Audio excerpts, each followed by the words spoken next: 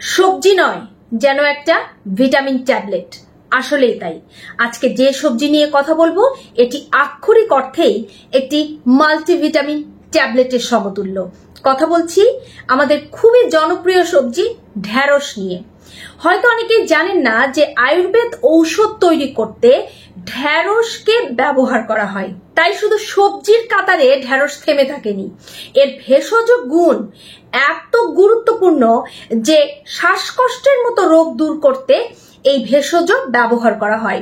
আমাদের অনেকের মধ্যে একটা ধারণা আছে যে কাশি বা শ্বাসকষ্টে ঢেঁড়স খাওয়া নিষেধ। এটা একদমই ভুল।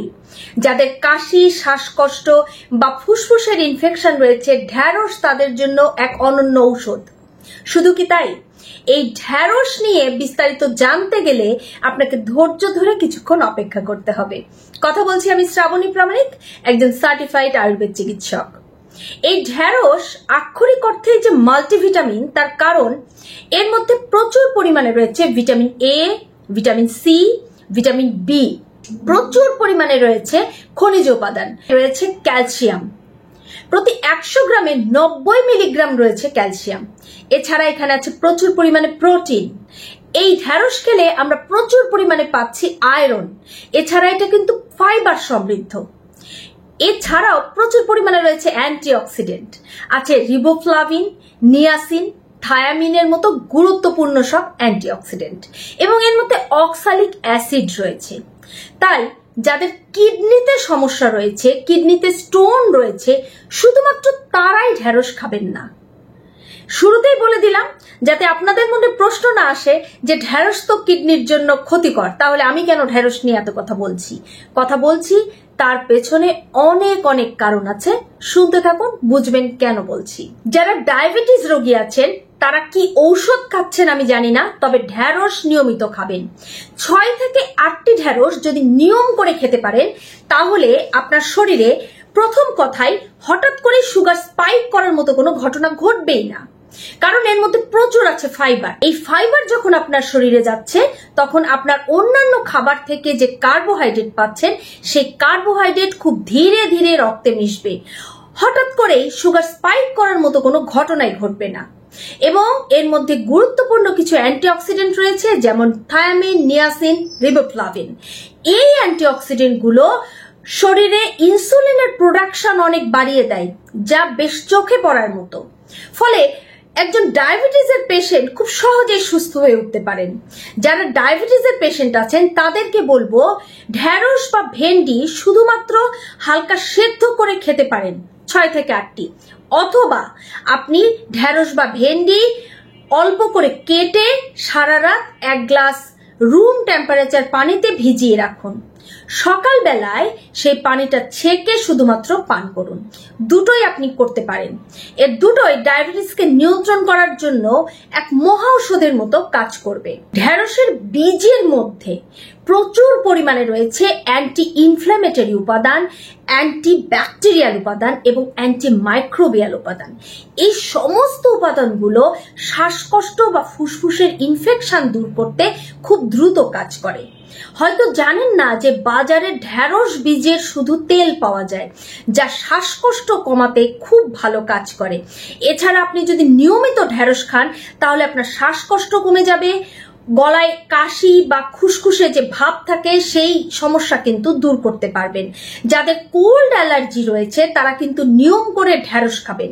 তবে এখানে একটি কথা বলি, অনেকেই আছেন যে ঢেঁড়সেই তাদের অ্যালার্জি, অর্থাৎ ঢেঁড়স খেলে তার শরীরে ফুলে যাচ্ছে, র্যাশ হচ্ছে, চুলকানি হচ্ছে, চোখ লাল হয়ে যাচ্ছে, তারা কিন্তু ঢেঁড়স খাবেন না। ঢেঁড়সের মধ্যে প্রচুর পরিমাণে রয়েছে আয়রন। আয়রনের পাশাপাশি আছে একটি গুরুত্বপূর্ণ উপাদান ফোলেট। এই ফোলেট এবং আয়রন এই দুটোই মানব শরীরের জন্য অত্যন্ত দরকারি, বিশেষ করে মেয়েদের জন্য। যেসব মহিলারা মা হতে চাচ্ছেন বা মা হচ্ছেন, এমত অবস্থায় আপনারা নিয়ম করে ঢেঁড়স খাবেন। কারণ কি, প্রচুর আয়রন রয়েছে, কাজে আপনার শরীরে রক্ত ঘাটতি হওয়ার কোনো সম্ভাবনাই থাকবে না। ঢ্যাঁড়স খেলে দ্রুত রেড ব্লাড সেলের সংখ্যা বাড়তে থাকে। অন্যদিকে এখানে আছে ফোলেট। এই ফোলেট কি করে, গর্ভস্থ শিশু বা ভ্রূণের যাতে সঠিক বিকাশ হয় সেই দিকে খেয়াল রাখে। কাজেই যারা এখন প্রেগন্যান্সি টাইম পার করছেন তারা কিন্তু ঢ্যাঁড়স খাওয়ার কথা একদিনও ভুলে যাবেন না। পাশাপাশি প্রচুর পরিমাণে রয়েছে ফাইবার বা খাদ্য আঁশ, অন্যান্য উপাদান তো আছেই। এই খাদ্য আঁশটি প্রেগন্যান্সির সময় অধিক দরকারি, কারণ প্রেগন্যান্সি টাইমে কিন্তু অনেকেরই ডায়াবেটিস দেখা দেয়, আবার অনেকেরই কনস্টিপেশন হয়। ন্যাচারালি যারা কনস্টিপেশনে ভুগছেন বা বিশেষ করে যারা প্রেগনেন্ট নারী আছেন তাদেরকে বলবো ঢ্যাঁড়স ডেইলি খাবেন। ঢ্যাঁড়সের মধ্যে থাকা প্রচুর পরিমাণে ফাইবার আমাদের ইন্টেস্টাইনের যে অত্যাধিক জলীয় অংশ রয়েছে এগুলোকে শোষণ করে মলের সঙ্গে মিশে যায়, ফলে মল ভারী হয় এবং সহজেই বাউল ক্লিয়ার হয় বা পায়খানা পরিষ্কারভাবে হয়ে যায়। কাজেই ঢ্যাঁড়স খাওয়া কিন্তু খুবই জরুরি। ঢ্যাঁড়সের মধ্যে রয়েছে সলিবল ফাইবার এবং পেকটিন। এই সলিবল ফাইবার এবং পেকটিন নামক যে জেল জাতীয় খাদ্য আঁশ, এই দুটোই কিন্তু পানিতে দ্রবণীয়, ফলে এটা খুব সহজেই আমাদের ইন্টেস্টাইন বা পাকস্থলীর মধ্যে গিয়ে এক ধরনের জেলি জাতীয় পদার্থ তৈরি করে এবং খুব সহজেই ইন্টেস্টাইনের মধ্যে মিশে যায়, ফলে হজম করতে যেমন সাহায্য করে তেমনি এটি রক্তের সুগারের মাত্রা কমিয়ে দেয়। অন্যদিকে এই দুইটি উপাদান রক্তের খারাপ কোলেস্টেরলকে কমাতে সাহায্য করে। এছাড়া অ্যাথেরোস্ক্লেরোসিস প্রতিরোধ করে। অ্যাথেরোস্ক্লেরোসিস হলো আমাদের আর্টারি বা ধমনীর প্রাচীরে কোলেস্টেরল জমে জমে প্লেক তৈরি হওয়া এবং ধমনীর প্রাচীর অত্যন্ত শক্ত হয়ে যাওয়া, ফলে আর্টারি সংকীর্ণ হয়ে যায় এবং ব্লাড সার্কুলেশনে বাধা সৃষ্টি হয়। এই সমস্ত সমস্যা প্রতিরোধ করতে পারে ঢ্যাঁড়স। অনেক সময় পুরুষের প্রোস্টেট গ্ল্যান্ডের সিক্রেশন বেড়ে যায়। এই বেড়ে যাওয়ার কারণে প্রস্রাব ধীরগতির হয়ে যায় এবং প্রস্রাবের করার পরেও মনে হয় যেন ব্লাডারের মধ্যে প্রস্রাব রয়ে গেছে। যদি এই ধরনের সমস্যা হয় তাহলে ঢ্যাঁড়সের বীজ ফেলে দিয়ে 8 থেকে 10টি ঢ্যাঁড়স 1 লিটার পানিতে ধীর আঁচে সেদ্ধ করতে হবে এবং সেদ্ধ করে যখন 1 ভাগ থাকবে 3 ভাগ শুকিয়ে যাবে তখন সেটা নামিয়ে ছেঁকে সকালে খালি পেটে খাবেন। এতে প্রোস্টেট গ্ল্যান্ডের ক্ষরণ কমে যাবে এবং প্রস্রাব স্বাভাবিকভাবে হবে, কোনো ধরনের আটকা ভাব বা বদ্ধতা তৈরি হবে না। অন্যান্য গুরুত্বপূর্ণ অ্যান্টিঅক্সিডেন্টের পাশাপাশি ঢ্যাঁড়সের মধ্যে রয়েছে পর্যাপ্ত পরিমাণে আয়োডিন। এই আয়োডিন আমাদের থাইরয়েড গ্ল্যান্ডের সিক্রেশন ঠিক রাখে, ফলে গলগণ্ড হওয়া বা থাইরয়েড গ্ল্যান্ডের ভারসাম্য নষ্ট হওয়া এই ধরনের কোনো সমস্যা হয় না। ঢ্যাঁড়স খেলে আপনার মানসিক অবসাদ কেটে যাবে।